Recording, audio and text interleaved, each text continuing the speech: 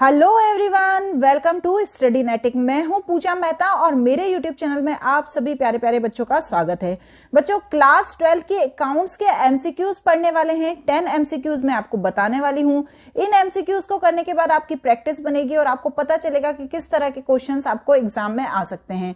इसी तरह यदि आप मेरे और भी वीडियोज देखना चाहते हैं तो मेरी प्लेलिस्ट में चले जाइए, वहां पर एमसीक्यूज की सीरीज साथ ही साथ चैप्टर्स भी मैंने कंप्लीट कराए हुए हैं। तो चलिए स्टार्ट कर। पहला देखते हैं, any change in relationship of the existing partners which result is an end of the existing agreement and entering into a new agreement is called. मतलब ये इसमें पूछा गया है कि यदि कोई चेंज होता है कोई भी पार्टनर्स के बीच में, या तो उनका एग्जिस्टिंग एग्रीमेंट जो एग्रीमेंट है वो खत्म हो जाता है या कोई नया एग्रीमेंट आता है, तो उस स्थिति को क्या कहते हैं। देखिए बच्चों, लास्ट ईयर भी ये क्वेश्चन आया था और बहुत ही ज्यादा इंपॉर्टेंट एमसीक्यू है ये। तो उस स्थिति को कहते हैं हम रिकॉन्स्टिट्यूशन ऑफ फर्म। जैसा कि हमने पढ़ाई है कि यदि किसी भी तरह का कोई एग्रीमेंट में चेंज होता है तो उसे रिकॉन्स्टिट्यूशन ऑफ फर्म कहा जाता है। क्लियर। नेक्स्ट देखते हैं question number 2। Entry for decrease the value of assets. यदि हमने एसेट्स की वैल्यू को कम किया तो उस स्थिति में क्या एंट्री होगी। सबसे पहली, revaluation account debit to assets account, या assets account debit to revaluation account, capital account debit to assets account, या नन ऑफ दीज। तो देखिए बच्चों, जब भी एसेट्स की वैल्यू में कोई भी डिक्रीज होता है या कोई भी कमी होती है तो ऐसी स्थिति में एंट्री होती है revaluation account debit to assets account. तो इस चीज को आपको नोट कर लेना है और ध्यान रखना है। क्लियर। अब क्वेश्चन नंबर 3 देखते हैं। Reserve are distributed in old partners in filling the blank ratio. Reserve जो होता है, हमने पढ़ाई है ना, बहुत सारे रिजर्व होते हैं। जनरल रिजर्व होता है, वर्कमैन कंपनसेशन रिजर्व होता है, एक्यूमुलेटेड रिजर्व होता है। तो जो रिजर्व होता है वो पुराने पार्टनर्स में किस रेशो में डिस्ट्रीब्यूट किया जाता है। ओल्ड रेशो में, गेन में, न्यू में, या सेक्रीफाइस में। बताइए किस रेशो में डिस्ट्रीब्यूट किया जाता है। तो ये डिस्ट्रीब्यूट किया जाता है हमारे ओल्ड रेशो में। ठीक है ना। तो इसका सही ऑप्शन क्या है, ओल्ड रेशो। क्लियर। अब नेक्स्ट देखते हैं 4th वाला।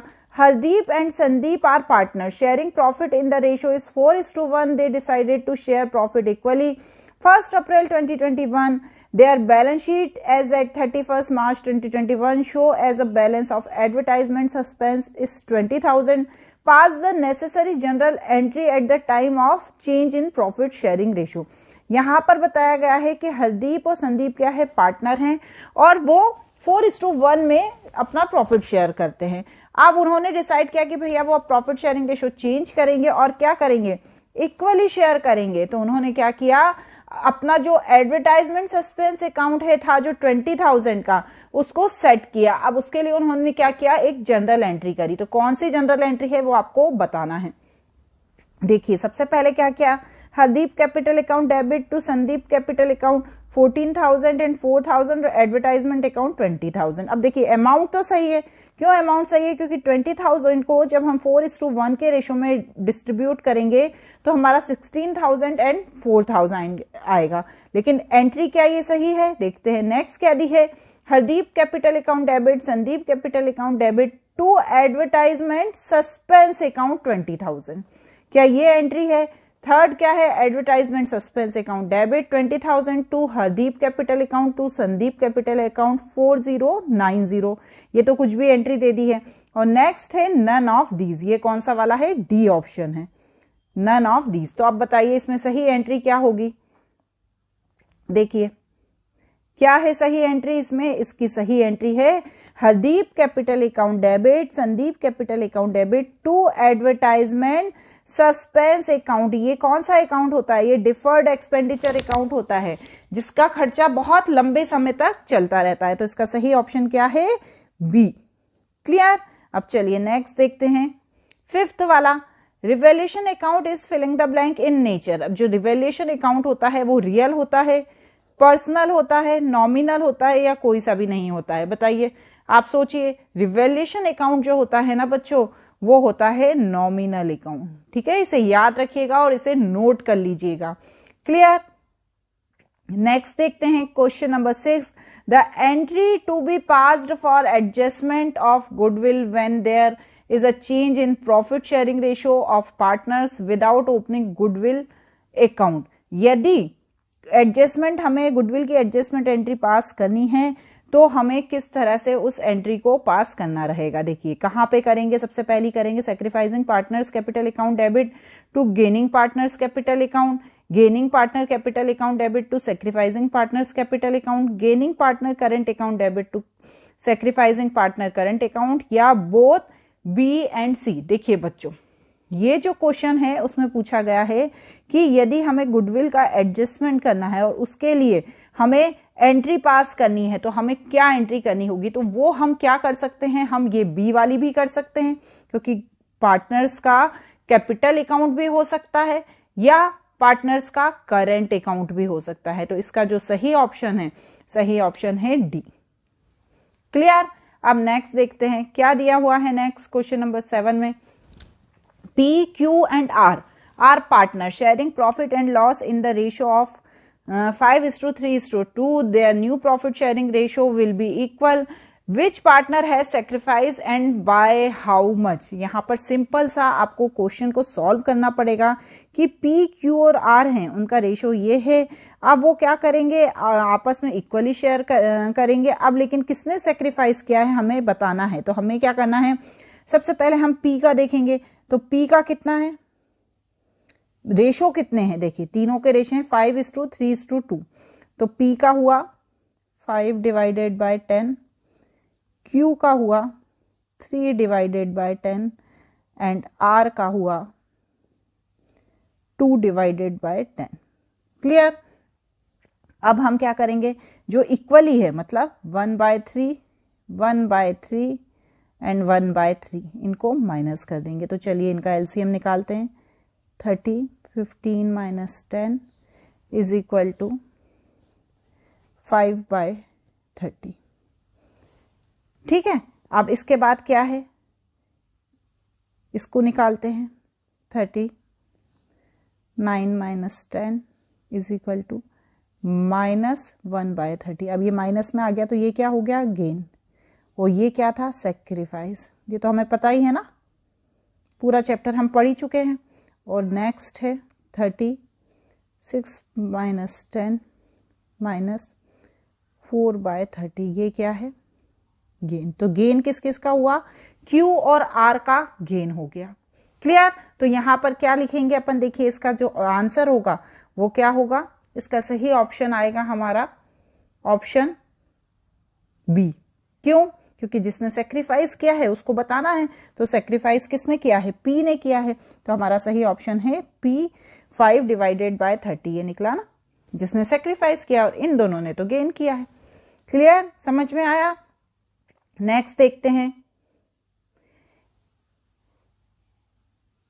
When a assets is taken by a partner, his capital account is debited, credited, no entry will pass, none of these. यदि कोई भी पार्टनर अपने एसेट्स लेता है तो उसका कैपिटल अकाउंट का क्या होता है, उसका जो कैपिटल अकाउंट है वो हमेशा बच्चों डेबिट हो जाता है। इस चीज को भी आपको नोट कर लेना है।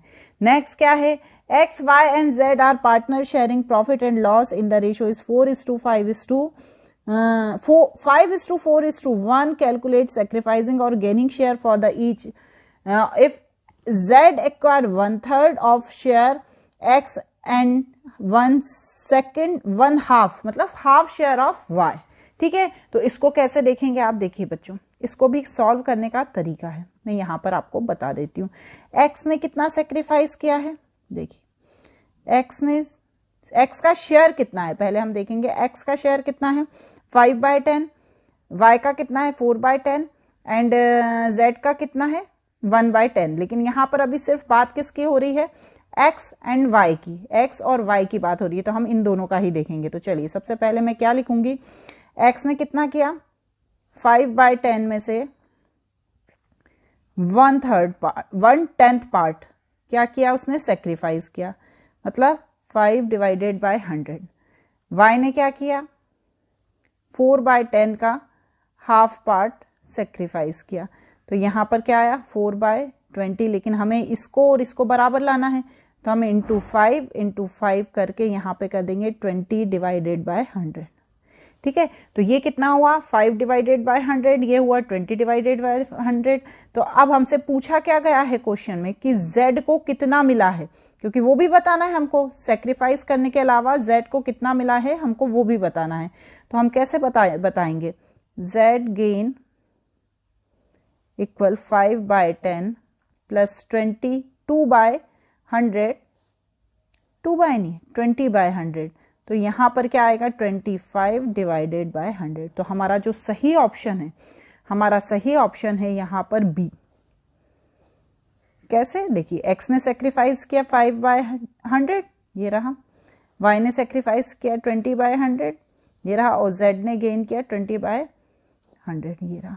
क्लियर हो गई बात। चलिए अब इसी तरह हम नेक्स्ट देख लेते हैं। If there is a change in profit sharing ratio of existing partner and question is silent about the investment fluctuation reserve, there is a distribution among in partner, तो क्या होगा यदि प्रॉफिट शेयरिंग रेशो में partners के बीच का investment fluctuation reserve का जो distribution है वो क्या है, साइलेंट है। तो किस रेशो में करेंगे, तो करेंगे भैया ओल्ड रेशो में, ये तो हमें पता ही है। न्यू रेशो में नहीं करेंगे, सेक्रीफाइसिंग में नहीं करेंगे, और गेनिंग रेशो में तो बिल्कुल ही नहीं करेंगे। तो इस किस रेशो में करेंगे, ओल्ड रेशो में। ठीक है, इस तरह से हमने यहाँ पर 10 एमसीक्यू करे हैं। नेक्स्ट चैप्टर के एमसीक्यूज भी मैं बहुत जल्दी लेकर आऊंगी। यदि इन एमसीक्यूज में कोई डाउट होता है तो आप मुझसे जरूर पूछिएगा। आज के लिए